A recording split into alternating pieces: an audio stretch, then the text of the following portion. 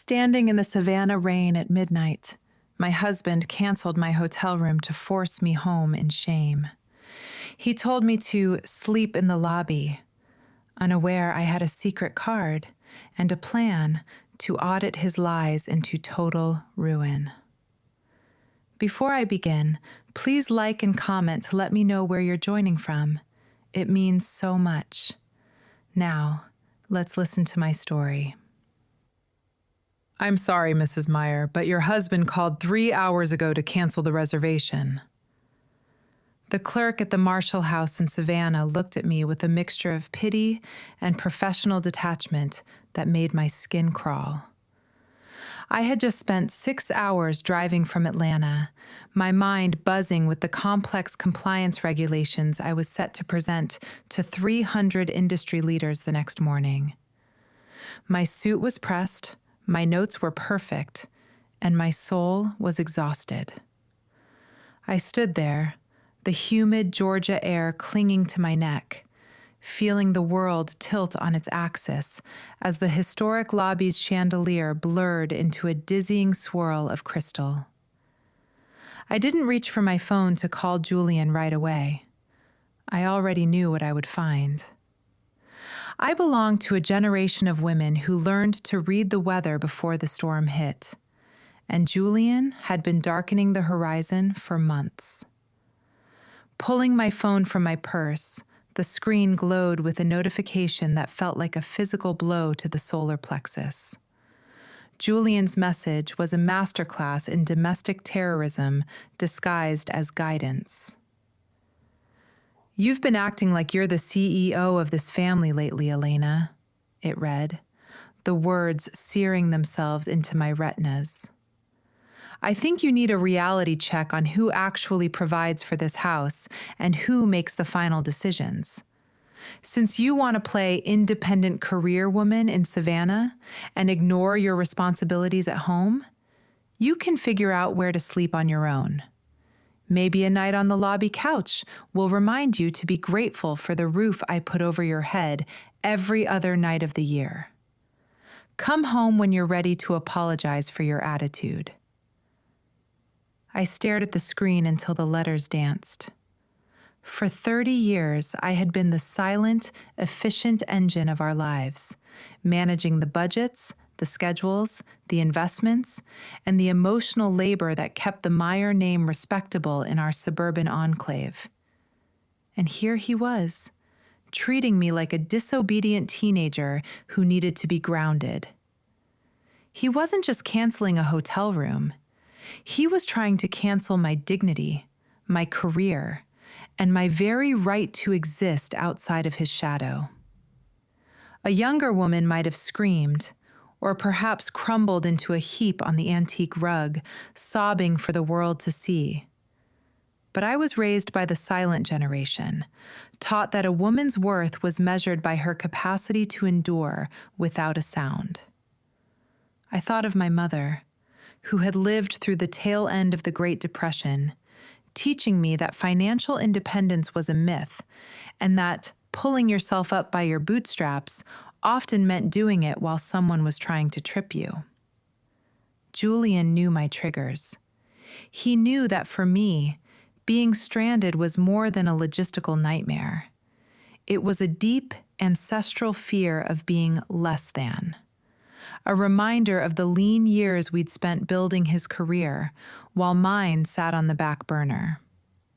He wanted me to call him sobbing, to beg for his forgiveness, to crawl back to Atlanta in the middle of the night so he could feel like a king again, while I forfeited the biggest opportunity of my professional life. He wanted me to be small, to be grateful for the crumbs of security he deigned to toss my way. But as I stood there in that quiet, elegant lobby, Julian made a fatal mistake. He forgot exactly who he was dealing with. He saw a tired, 55-year-old wife who he thought he'd broken. I saw a massive compliance failure that needed immediate remediation. In my world, when a system is compromised by a bad actor, you don't panic. You isolate the threat, secure the assets, and prepare for a total system reboot.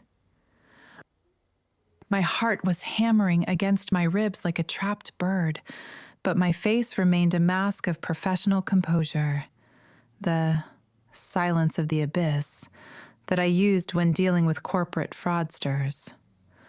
I looked at the young man behind the desk, whose face was etched with the discomfort of witnessing a marriage disintegrate in real time. I felt the weight of my secret in my wallet, the small, rectangular piece of plastic Julian knew nothing about. It was my liberation fund, built from the small consulting bonuses and dividend checks I'd quietly funneled away over 5 years, dollar by agonizing dollar, while he lectured me on the price of milk. "Is the presidential suite available?" I asked, my voice as cool and steady as a Savannah river at midnight.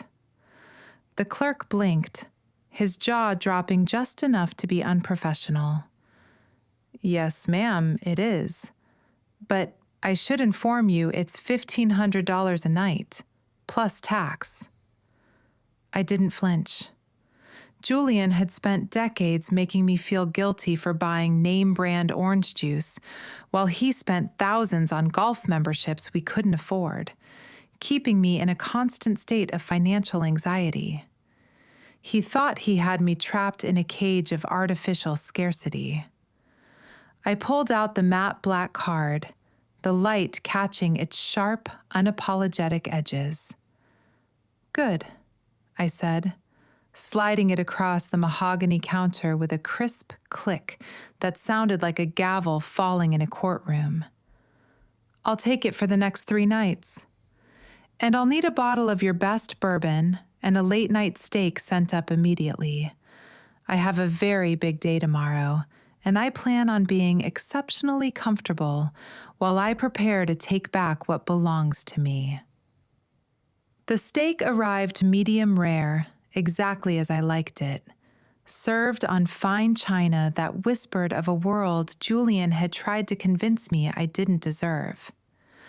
I sat at the mahogany desk in the presidential suite, the amber glow of the bourbon catching the light as I spread my compliance flowcharts across the surface.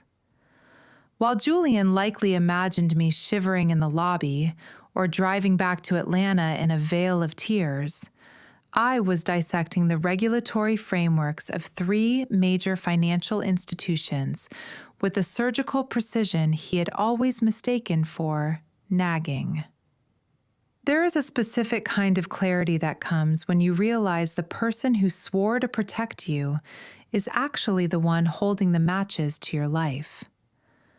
I didn't sleep much that night, but I wasn't tired. I was fueled by a cold, industrial-strength resolve that felt more intoxicating than the liquor. Every time my mind drifted to his cruel text, I channeled that hurt into my presentation, refining every slide until it wasn't just a speech, it was a declaration of my competence. I was no longer just Elena, the wife who smoothed over his social blunders. I was Elena Meyer, a woman whose intellectual labor had quietly bankrolled a lifestyle Julian now claimed sole credit for. The next morning, Savannah was draped in a soft, golden mist that felt like a benediction. I stepped into the grand ballroom of the convention center, my charcoal suit tailored to perfection, my heels clicking against the marble with the rhythm of a ticking clock. When I walked onto that stage, the sea of 300 faces didn't see a woman who had been put in her place by a spiteful husband. They saw an authority. For 90 minutes, I owned that room. I spoke about ethics, about the necessity of transparency, and about the devastating consequences of hidden liabilities, ironies that were not lost on me. When I finished, the applause wasn't just polite, it was vigorous. A line of executives formed to shake my hand, asking for my insights, treating me with a level of respect Julian hadn't shown me in over a decade. I felt the weight of my own value returning to me, a phantom limb I had forgotten I possessed. I realized then that Julian's greatest fear wasn't that I would fail, but that I would finally remember how much I could achieve without his permission. By the time I returned to the Marshall house for a late lunch, the adrenaline was beginning to settle into a deep, satisfied hum. I sat in the sun-drenched courtyard, sipping an iced tea and watching the tourists pass by, feeling a strange sense of peace. I had done it. I had faced the storm he created and built a sanctuary out of the debris. But the peace was short-lived. My phone vibrated on the wrought iron table, Julian's name flashing on the screen like a recurring nightmare. I let it ring 3 times before I answered, my voice a neutral, professional mask. "Hello, Julian," I said, my tone as flat as a ledger sheet. I could almost hear the smirk in his voice through the speaker, that patronizing, self-satisfied lilt he used when he thought he had successfully broken my spirit. He wasn't calling to apologize. He was calling to collect his trophy, my submission. "So," he began, his voice dripping with an insufferable, mock-sympathetic kindness that turned my stomach. "Are you done throwing your little tantrum yet, Elena? I assume you've spent the morning realizing how difficult the world is when you don't have me to bail you out. Have you had enough of sleeping on that lobby couch, or are you still too proud to admit you were wrong?"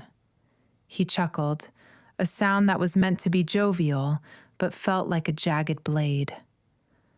"I've been generous enough to let you stew for a night. But Lily is asking where you are, and frankly, the house is a mess. If you leave Savannah now, you can be back by dinner, and we can forget this ever happened. Just consider this a very expensive lesson in gratitude, okay? Now tell me, how was your big night in the lobby?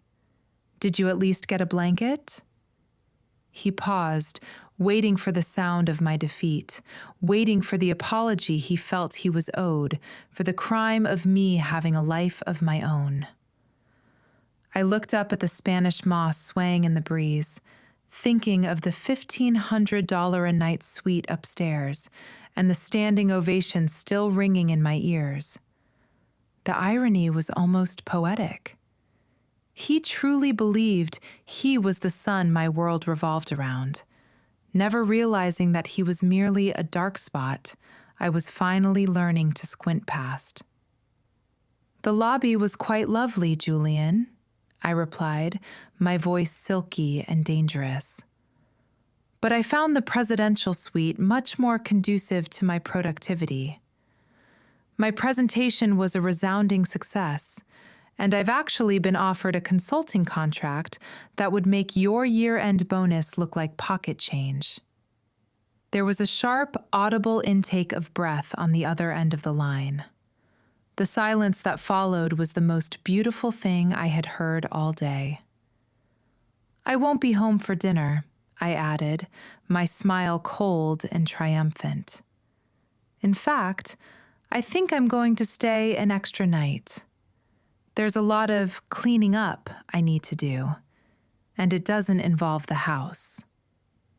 The silence that followed my click of the end call button was heavier than the Savannah humidity, a thick, stagnant quiet that allowed the ghosts of the past 3 years to finally catch up with me.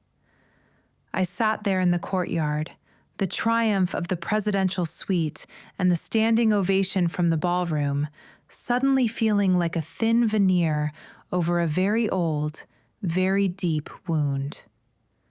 My mind drifted back to a blistering July afternoon at a dusty Shell station in rural Georgia 3 years ago. a memory that stood out as the first visible crack in the foundation of my life.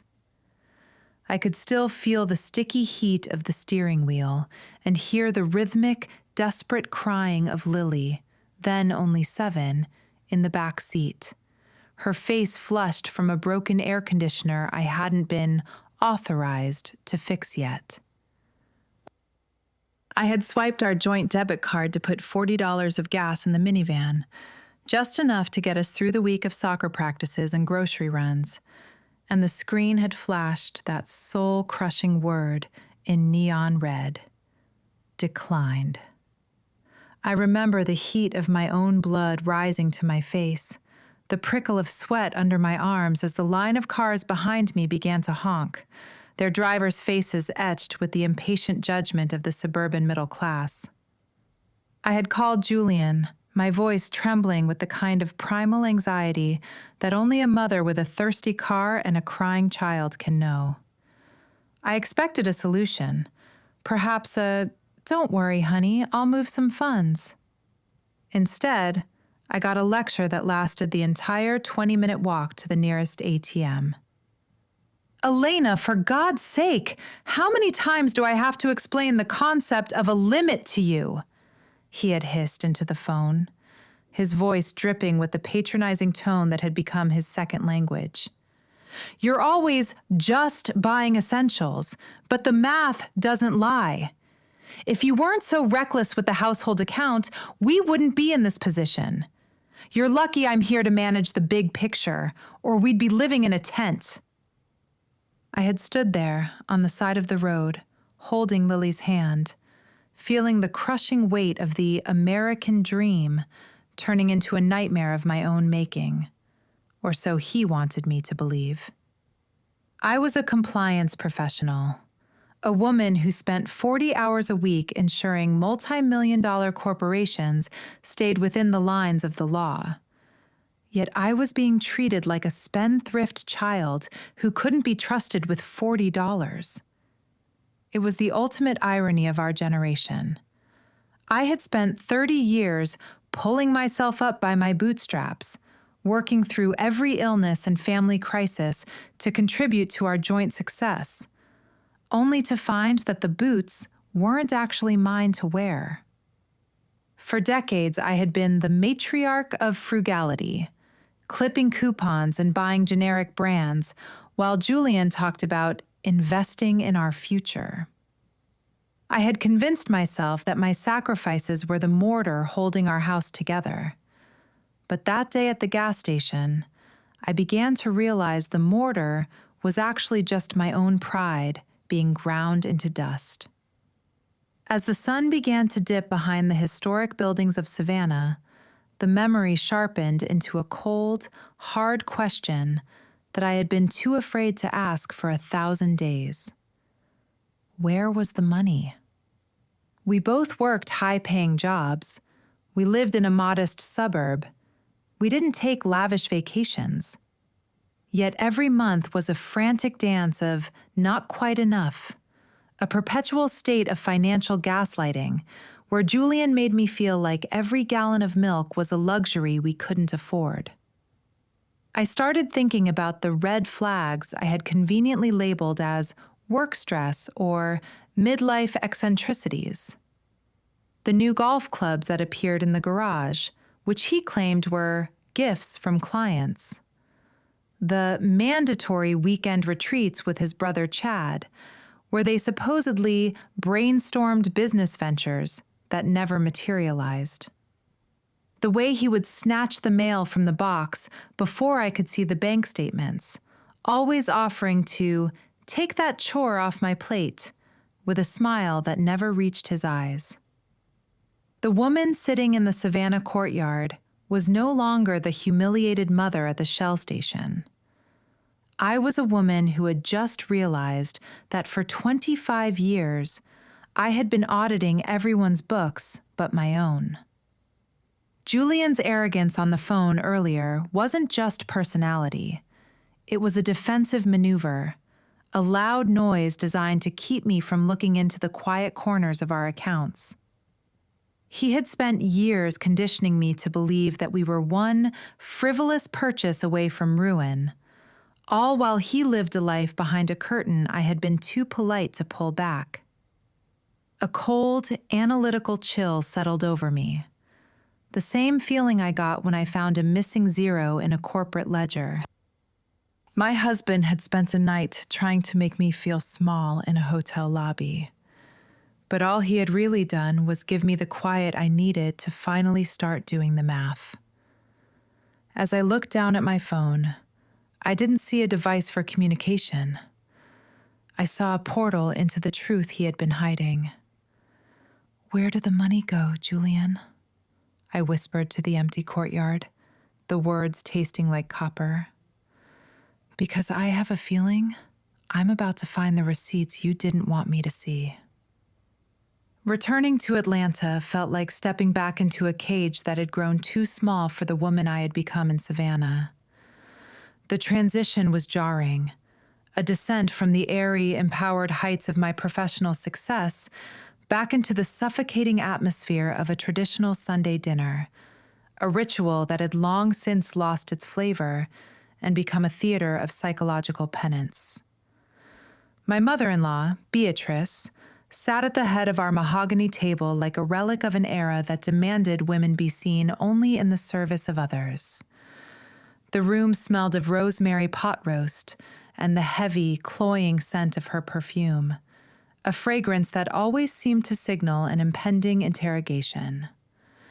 Julian sat across from me, his posture relaxed, his expression one of smug contentment, as if the Savannah incident had never happened, or worse, as if he had already won.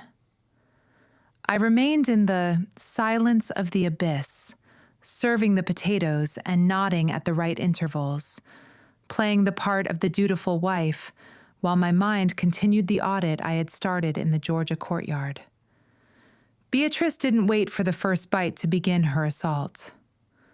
"I must say, Elena, I was quite shocked to hear you left Julian and Lily behind for a business trip in Savannah," she said, her voice a sharp, polished weapon of passive aggression.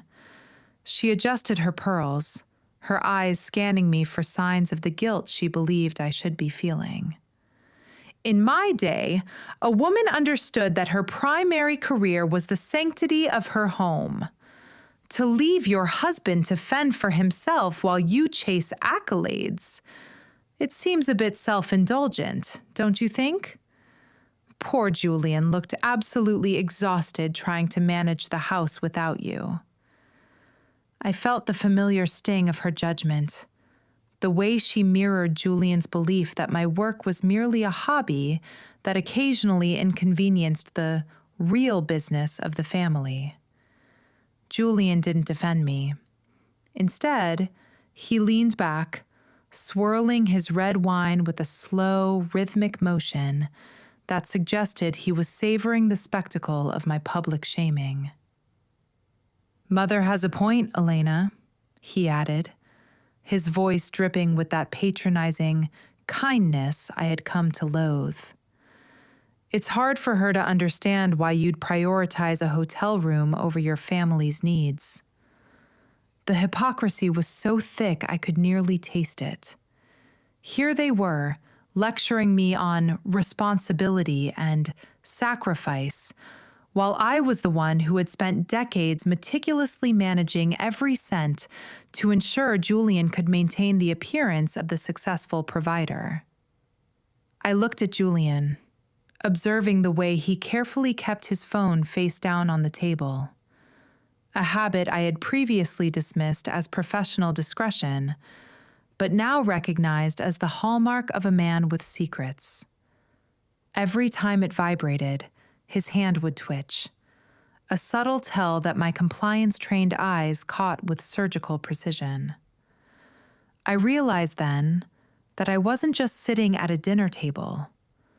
I was observing a crime scene where the evidence was hidden in plain sight. The frugality he forced upon me, the declined gas cards, the generic groceries, the constant anxiety over the limit, wasn't a result of our financial reality. It was a cage he had built to keep me from looking too closely at the door. As Beatrice continued her monologue about the virtues of a supportive wife, Julian's phone buzzed again, sliding slightly across the polished wood. For a split second, he was distracted by a comment from Lily, and the screen stayed lit just long enough for me to see what he had been hiding. It wasn't a text from a colleague or a news update. It was a push notification from the Capital One mobile app. My heart stopped. The numbers were clear, bright, and utterly devastating. A balance update for an account I didn't know existed, showing a sum that made my breath hitch in my throat. It was a figure that represented years of denied home repairs, years of me wearing the same scuffed shoes so Lily could have the things she needed, years of being told we were barely making it. The number wasn't just a bank balance. It was the physical manifestation of his betrayal. I didn't scream. I didn't throw the pot roast. I simply took a slow sip of my water, the coldness of it matching the ice that was finally settling around my heart. Julian looked up, catching my gaze, and for the first time, I saw a flicker of uncertainty in his eyes, as if he sensed that the quiet wife he thought he had broken was no longer there.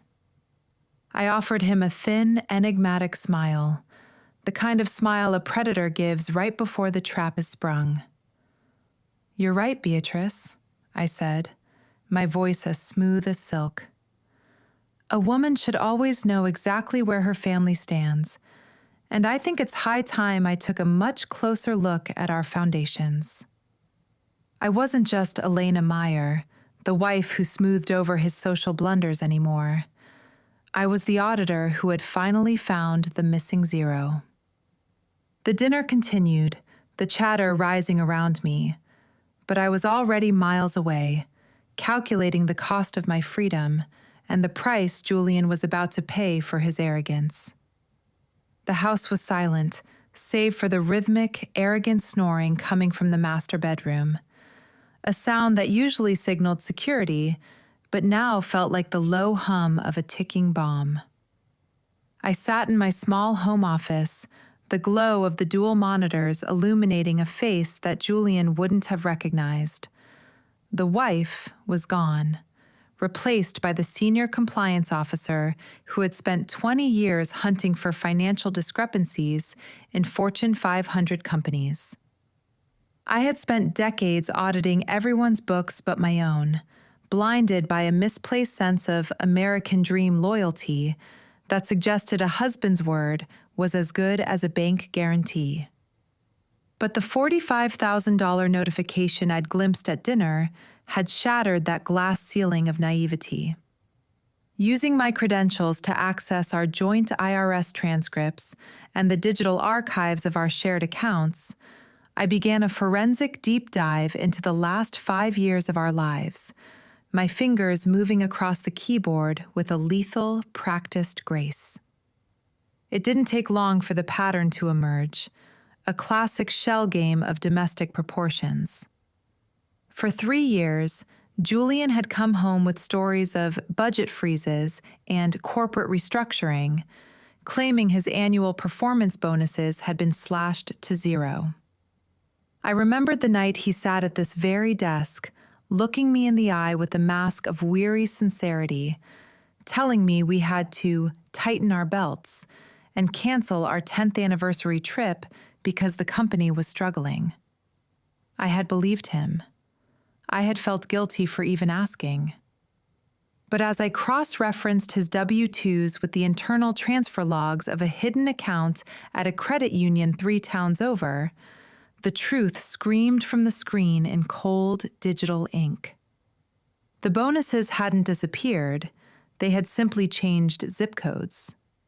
$45,000, the exact amount of the missing funds, was sitting in a private cache, accruing interest while I was counting pennies for Lily's school supplies. The intellectual satisfaction of solving the puzzle was quickly eclipsed by a wave of cold, crystalline fury. This wasn't just a financial secret. It was a psychological weapon. Julian didn't hoard that money because we were poor. He hoarded it to ensure I felt poor. By keeping me in a state of constant financial anxiety, he kept me dependent, making his permission the only currency that mattered in our household. I looked at the declined gas station memory from 3 years ago through this new lens and realized it wasn't a mistake. It was a calculated calibration of my leash. He had let me stand there in the Georgia heat, humiliated and helpless, while he sat on a cushion of $45,000 of our joint labor. My matriarch persona, built on sacrifice and frugality, had been a role I played in a play he had written to keep me small. I leaned back, my eyes burning from the blue light, realizing I was no longer just an observer in my own life. In the world of compliance, once a fraud is detected, the protocol is clear. Preserve the evidence and prepare for litigation. I began downloading every statement, every transfer, and every deceptive email he'd sent me about our struggling finances. I was the observer now, moving in the shadows of our digital life while he slept the sleep of the terminally overconfident. I thought of Beatrice's comments at dinner about a woman's primary career being the home. If my career was this home, then it was time for a hostile takeover. I was no longer looking for a way to save my marriage. I was building a cage for the man who tried to trap me in one.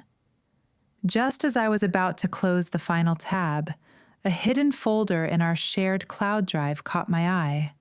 A directory labeled Family Legacy that hadn't been touched in months. I clicked it, expecting photos of Lily, but instead, I found a single PDF file, encrypted with a password that was, predictably, Julian's golf handicap. I cracked it in seconds. My breath hitched as the document loaded. A second mortgage application for our family home dated only 6 weeks ago. My signature was at the bottom, a perfect, fluid cursive that I had never written. My hands began to shake, not from fear, but from the sheer audacity of the betrayal. He wasn't just stealing our future.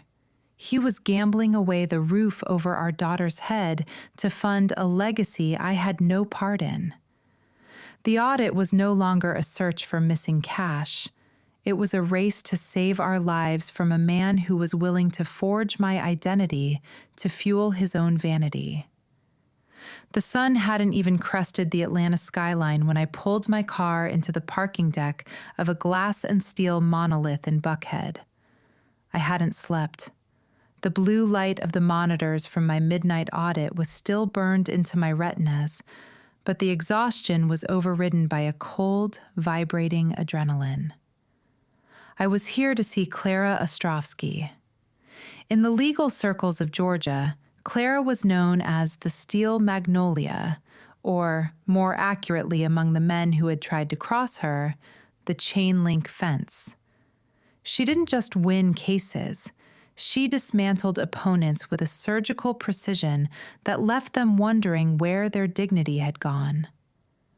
As I stepped into her office, a space that smelled of expensive leather and the kind of old money silence that Julian had always craved but never quite mastered, I felt the weight of my discovery pressing against my chest like a physical stone. I wasn't just a wife seeking a way out anymore. I was a protector standing at the gates of my daughter's future. Clara didn't offer me tea or platitudes. She took the thumb drive I'd prepared, plugged it into her encrypted laptop, and scrolled through the second mortgage application PDF I'd cracked the night before. The silence in the room was absolute, save for the faint hum of the city 30 floors below. I watched her eyes, sharp, gray, and devoid of the pity I had seen in the hotel clerk's gaze as they darted across the digital pages. When she finally looked up, her expression wasn't one of shock, but of a grim, professional recognition. "It's worse than the application, Elena," she said, her voice a low, steady alto that commanded immediate attention. "I ran a preliminary title search while you were in the elevator. This isn't just an application. The loan was funded 3 weeks ago. $150,000, secured against the equity of your primary residence. And yes, your signature is on every page." The air seemed to vanish from the room. I thought of the 30 years I had spent pulling myself up by my bootstraps, as my parents had taught me, believing that hard work and fiscal responsibility were the ultimate shields against the world's cruelty. I had been the one to choose the paint colors for that house. I had been the one to scrub the baseboards and plant the hydrangeas that Julian never noticed. I had been the one to balance the checkbook while he played the role of the provider. That house was my sanctuary, the physical manifestation of a lifetime of frugality, and the legacy I intended to leave for Lily. To realize that he had treated our home like a common poker chip, gambling it away on a lie, felt like a betrayal that transcended marriage. It was a violation of the very American dream we had supposedly built together. "Where did the money go?" I asked, my voice sounding distant even to my own ears. Clara tapped a few more keys, pulling up a secondary file she had accessed through her private investigators. "It didn't go to a mistress or a gambling debt, if that's what you're fearing," she replied, though her tone didn't soften. "It went to your brother-in-law, Chad. Specifically, it was funneled into his Green Horizon dry cleaning franchise, a venture that filed for Chapter 11 protection 4 days after the transfer. Julian didn't just steal your equity, Elena. He threw it into a burning building to save his brother's ego." I closed my eyes, picturing Julian and Chad at our dinner table, laughing about business synergies while I worried about the price of gas. Julian had spent years lecturing me on responsibility while he was committing the ultimate act of financial irresponsibility behind my back. A wave of nausea passed over me, followed quickly by a clarifying heat. This was the black hole of credit he had created, a void meant to swallow everything I had worked for. But as Clara began outlining the legal steps for an emergency injunction to freeze his assets, I felt the senior compliance officer within me take the wheel. Julian thought he was playing a game of checkers, using my home as a pawn to buy his brother's affection. He had no idea he was actually under audit by a woman who made a living finding the bodies buried in corporate ledgers. "He thinks I'm the weak link," I whispered, more to myself than to Clara. "He thinks because I've been silent, I've been blind." Clara leaned forward, a small predatory smile finally touching her lips. "Then let's use that to our advantage. If he thinks you're still the gentle wife, he won't see the steel magnolia coming until the fence has already closed around him." The stakes had shifted. This was no longer just about the $1,500 hotel room in Savannah or the $45,000 in hidden bonuses. This was about preventing a foreclosure that would leave Lily and me on the street. As I left Clara's office, the silence of the abyss I had practiced in Savannah returned, but this time it was weaponized. I had a role to play. I had to go back to that house, sit at that dinner table, and look Julian in the eye while I secretly prepared to dismantle his world. He wanted me to be a matriarch who sacrificed everything for the family name? Fine. I would sacrifice him to save the home he had so recklessly endangered. The auditor was no longer just watching. She was preparing to strike. Have you ever felt like you were being kept in the dark about your own family's finances? It's a terrifying feeling, isn't it? I'd love to hear your thoughts or stories in the comments. Please like the video to support my journey. Now, let's see what happens when the truth finally comes out. Returning from Clara Ostrowski's office felt like slipping into a costume that was starting to itch. I stood in my kitchen, the heart of the home I had built through 30 years of devotion, and began the meticulous process of roasting a chicken with lemon and thyme. To Julian, I was merely the matriarch, a predictable fixture of his comfort and a silent partner in his carefully curated life. But to myself, I was a double agent operating in enemy territory. Every chop of the knife was a rhythmic meditation, a way to channel the cold, vibrating fury that Clara's revelations about the forged mortgage had ignited. Julian walked in, tossing his keys on the counter with that habitual, heavy clatter that used to make me jump, but now only made me observe. He started his usual evening monologue, a litany of complaints about the rising cost of utilities and how my extravagance in Savannah had forced him to reevaluate our fiscal security. I didn't interrupt. I let him speak his fill, maintaining the silence of the abyss that he mistook for submission, while I mentally logged every lie he told. I moved with the grace of an invisible observer, a role I had perfected over decades of being overlooked in favor of his louder ambitions. While the chicken sizzled in the oven, I sat at the kitchen island with my laptop, ostensibly catching up on work emails to appease his ego. But my fingers were actually executing a series of secure file transfers to Clara. I was sending the metadata from the hidden credit union account, the detailed bonus structures he claimed didn't exist, and the communication logs that proved he had been gaslighting me about our struggling finances for years. Every send button I clicked felt like a hammer blow against the pedestal he had built for himself. I played the part of the simple, tech-averse wife, asking him minor, irrelevant questions about the household budget to keep him feeling superior, while I dismantled his financial fortress bit by bit. "Elena, you really need to be more mindful of how we present ourselves," he sighed, leaning against the refrigerator with a beer, his face etched with a fake concern that was as hollow as his bank account. "I've had to make some very difficult executive decisions lately to protect our American dream and our family legacy. Decisions that wouldn't have been necessary if you had a better grasp of our limits." I looked at him, really looked at him, seeing the desperate man behind the tailored shirt who had betrayed his own daughter's security to fund his brother Chad's failed dry cleaning franchise. I offered a small, practiced smile, the mask of the gentle wife he expected. "I understand, Julian.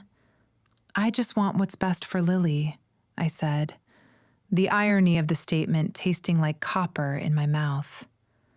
I was no longer an emotional participant in this marriage. I was a strategist monitoring a high-risk asset that was about to be liquidated. The tension in the room thickened after dinner as I was clearing the plates. Julian didn't help. He never did. He sat at the head of the table, tapping a pen against the mahogany wood with a rhythmic, predatory persistence that signaled he was ready to strike. "You know, Elena, Savannah was the final straw," he said, his voice dropping into a cold, transactional register that lacked even a hint of the affection we once shared. I stopped, a half-rinsed plate in my hand, feeling the silence before the storm settle over the kitchen. He pulled a thick manila envelope from his briefcase and slid it across the table toward me with a smug, self-satisfied flourish. I've de don lihon. I've filed for divorce. And don't think for a second that your little stunt at that hotel didn't have consequences. I've documented every cent of your fung fi, your reckless spending in Savannah. You won't receive a single penny of alimony, and frankly, I'm not sure you're fit to manage the equity in this house after your recent display of irresponsibility. He looked at me with a triumphant, mocking smile, convinced that he had just delivered a killing blow to a woman he believed had no weapons left. I looked at the envelope, then back at him, my heart steady and my mind already miles ahead at the courthouse. The trap was set, and he was the one walking right into it. The air in Clara Ostrowski's conference room was thick with a brand of self-righteousness that only the truly guilty can muster. Across the polished mahogany table sat Julian, flanked by his mother, Beatrice, who looked as though she had dressed for a coronation rather than a divorce mediation. Julian wore his most expensive suit, his posture radiating a smug, presidential confidence that suggested he had already won. He hadn't just come to end a marriage. He had come to strip me of my dignity and my home, fueled by a belief that my 30 years of pulling myself up by my bootstraps meant nothing compared to his role as the provider. I sat in my silence of the abyss, a calm, invisible observer watching him dig a hole so deep he wouldn't be able to see the sky when he reached the bottom. He didn't see a formidable compliance expert. He saw a broken housewife he had successfully put in her place. Beatrice leaned forward, her pearls clicking against the table like a countdown. "Elena, dear, it's such a tragedy that your lack of gratitude has brought us to this," she said, her voice dripping with a mock sympathy that was as hollow as Julian's promises. "But a house is a responsibility for someone who understands the value of $1, not for someone who spends it like water the moment they leave the county lines." Julian didn't wait for her to finish. He flourished a single, crisp piece of paper, the itemized receipt for the $1,500 presidential suite at the Marshall House in Savannah. He slid it toward Clara with the theatrical flair of a man dealing a winning hand in a high-stakes poker game. "This is Exhibit A," Julian announced, his voice booming with the patronizing authority. "A flagrant, reckless abandonment of marital assets. While I was home managing our struggling finances and caring for our daughter, my wife was living like a queen on the family's dime. This extravagance proves she is fiscally irresponsible and, frankly, mentally unstable. I'm asking for the house, full custody of Lily, and a total waiver of alimony. I won't have my hard-earned legacy drained by a woman who doesn't know her place." The hypocrisy was so staggering, it felt like a physical weight in the room.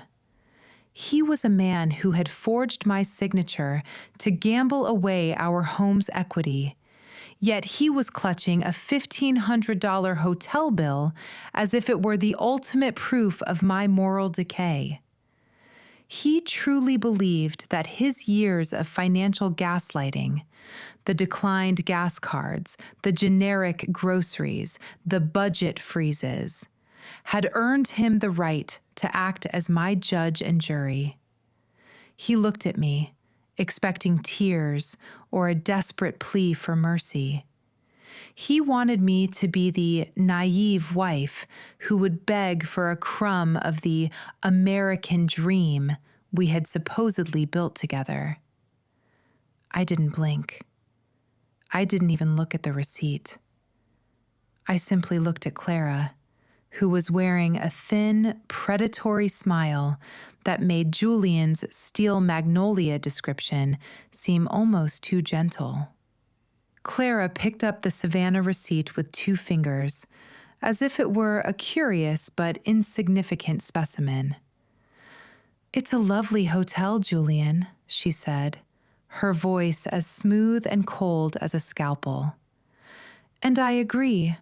$1,500 is a significant amount of money for a single night when one is supposedly struggling to make ends meet." Julian nodded vigorously, leaning back in his chair, already savoring the victory he thought was certain. He looked at Beatrice, a silent communication of triumph passing between them, a celebration of the matriarch they believed they had finally broken. But Clara wasn't finished. She opened a thick blue folder, the results of my midnight audit and her firm's forensic investigation, and pulled out a stack of documents that made the Savannah receipt look like a grocery list.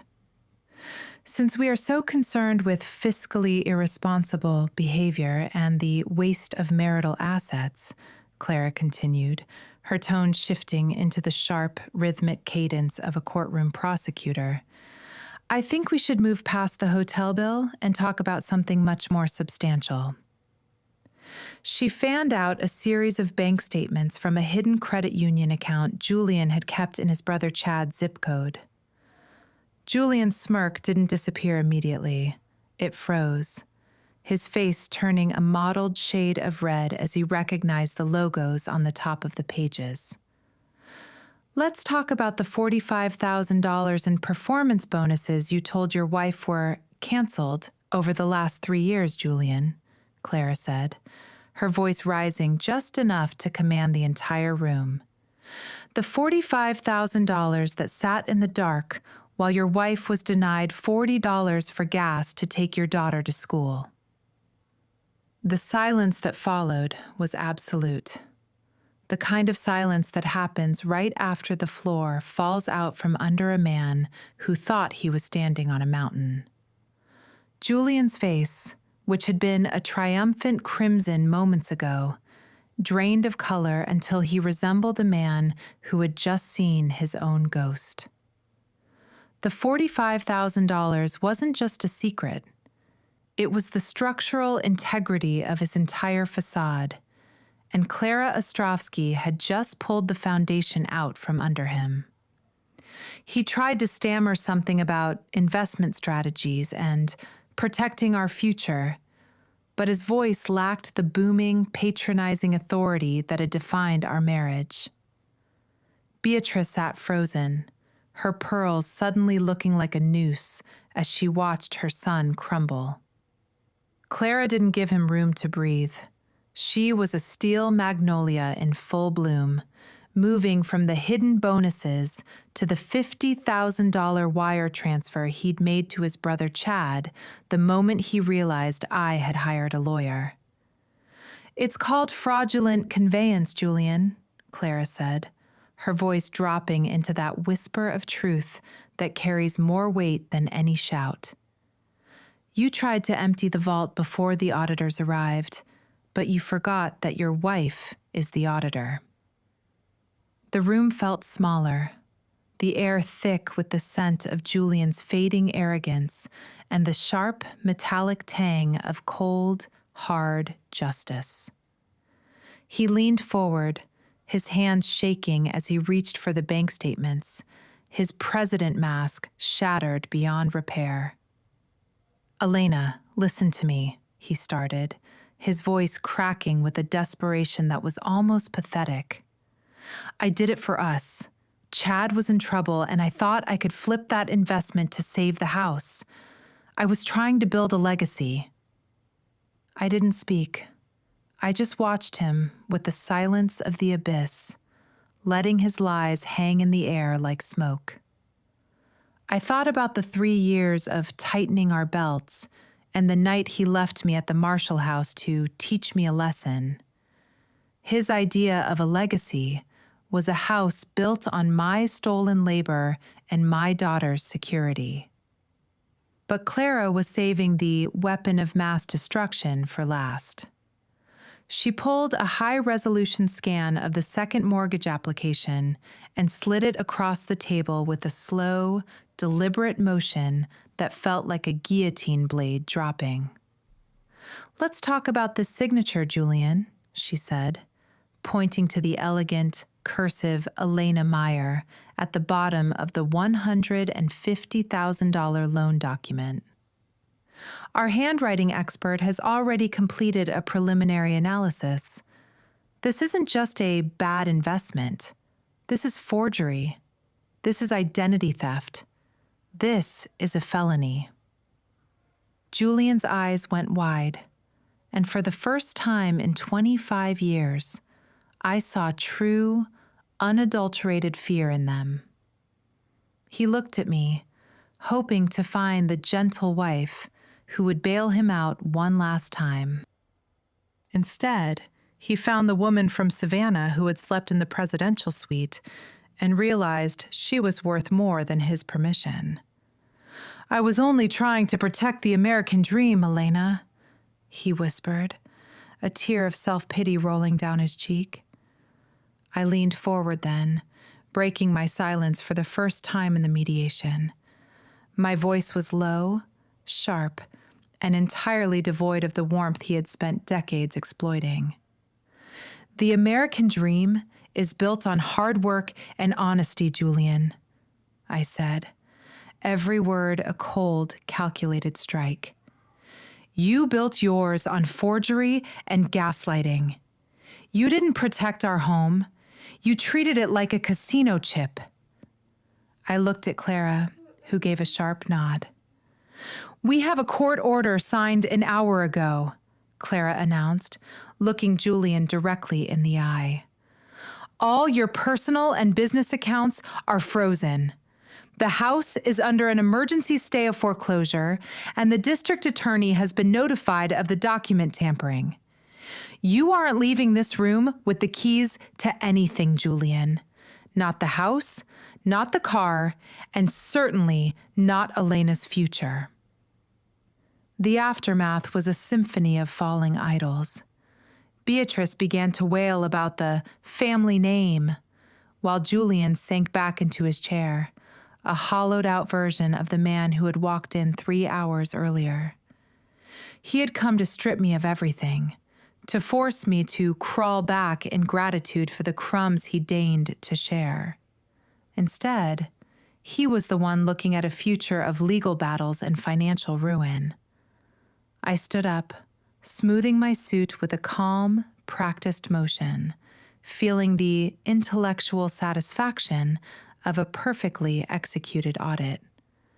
I didn't feel hatred, only a deep, cleansing sense of justice. As I walked toward the door, Julian called out my name, his voice a broken, pleading rasp. I didn't even turn around. I had spent 30 years answering to him. From now on, I only answered to myself. The walk from Clara's office to my car was the first time in 3 decades I didn't feel the phantom weight of Julian's expectations pressing down on my shoulders. Behind me, the empire he had built on a foundation of gaslighting and forged signatures was imploding with the clinical efficiency of a controlled demolition.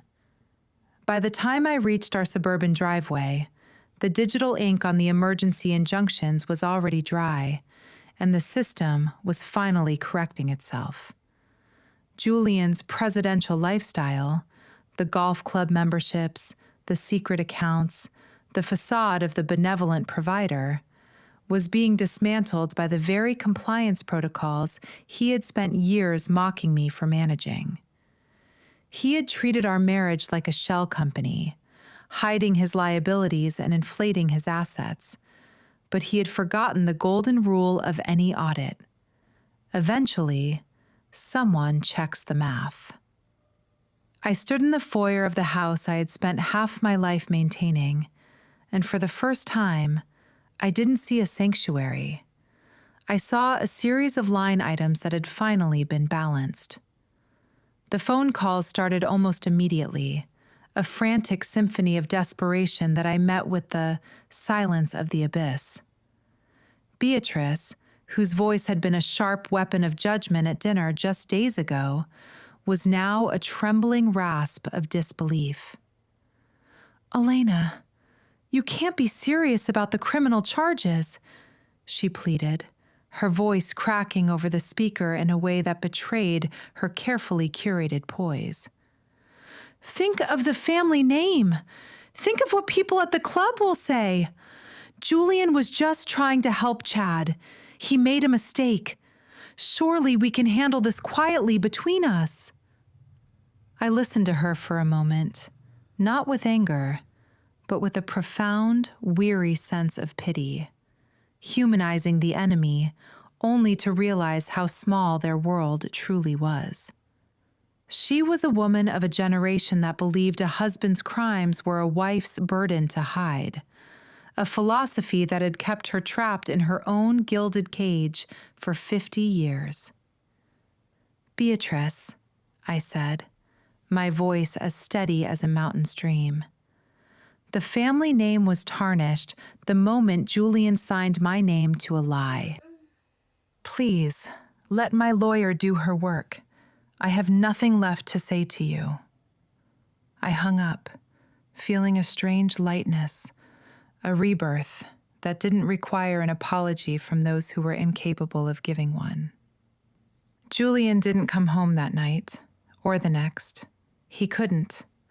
His personal accounts were frozen, and the luxury SUV he loved to parade through the neighborhood was listed as a seized asset to cover the restitution for the forged mortgage. The credit black hole he had tried to suck me into had finally turned its gravity on him.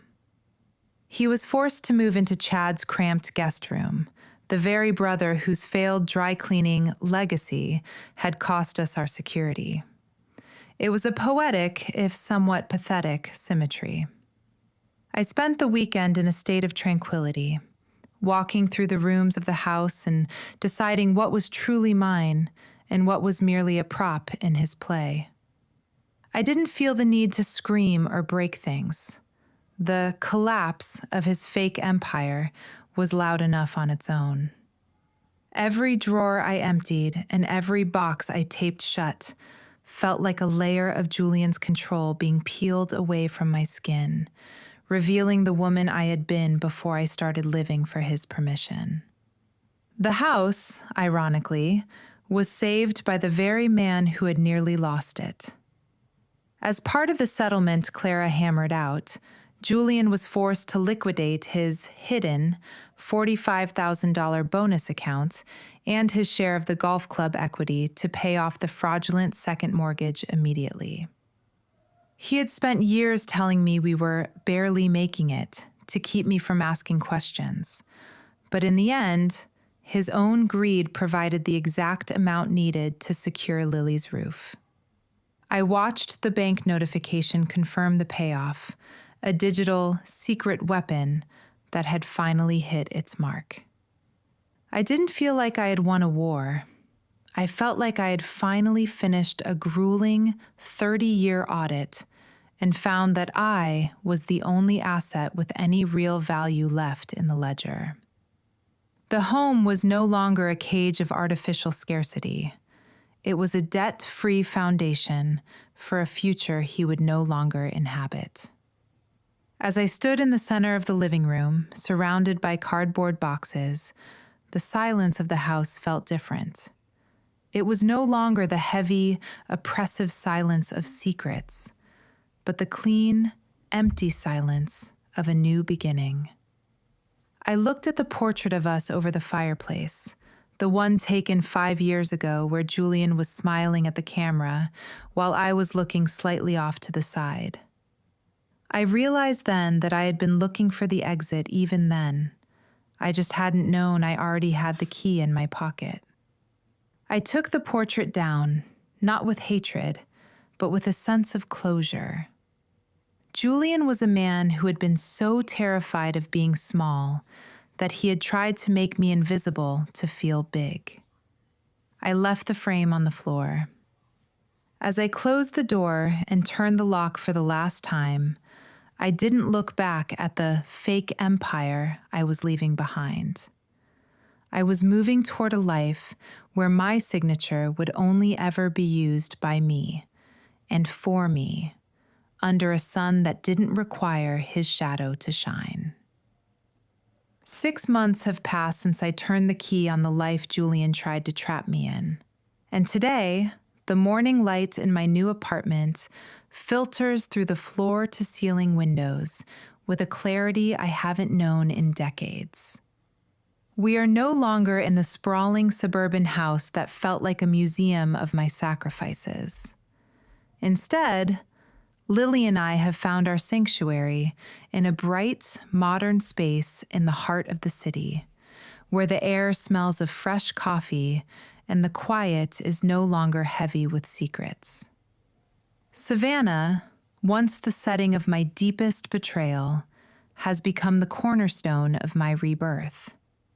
I returned there last month, not as a woman looking for a place to hide, but as a keynote speaker at the National Compliance Summit. Standing on that same stage where I once fought through the fog of Julian's gaslighting, I realized that the American dream isn't a house or a husband. It is the unshakable freedom to stand on your own 2 feet and know exactly what you are worth. The legal storms have finally receded, leaving behind a landscape that is clean and honest.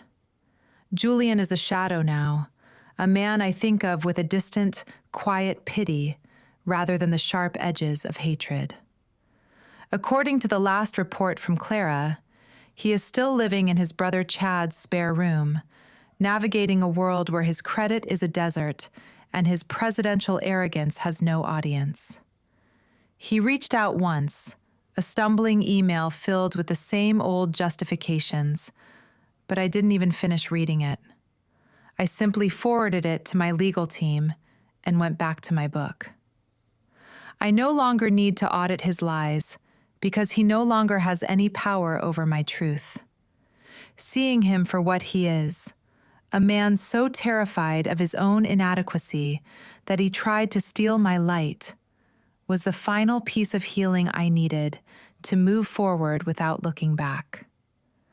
My days are now measured by a different kind of financial security, one that isn't dictated by a hidden account or a forged signature. I manage my own investments with a precision that brings me a deep intellectual satisfaction. And when I buy something for Lily or myself, there is no phantom voice in my head lecturing me on limits or frugality. We took a trip to the coast last weekend, and as I swiped my own card for a dinner overlooking the ocean, I felt a surge of pride that had nothing to do with the meal and everything to do with the fact that I earned it, I own it, and I don't need anyone's permission to enjoy it. Lily is thriving, her laughter ringing through our new halls without the undercurrent of tension that used to define our Sunday dinners. She sees in me a woman who didn't just survive, but who chose herself when the world told her to settle. There is a profound, healing language in the way I navigate my life now, a rebirth that has humanized my past without letting it define my future. I've learned that pulling yourself up by your bootstraps is much easier when you aren't carrying the weight of someone else's ego on your back. I look at the matte black card in my wallet, the one that once felt like a desperate liberation fund, and I realize it was never just about the money. It was the physical proof that I was always capable of saving myself. I am the matriarch of my own destiny now, a woman who has reclaimed her name and her narrative from the ashes of a fake empire.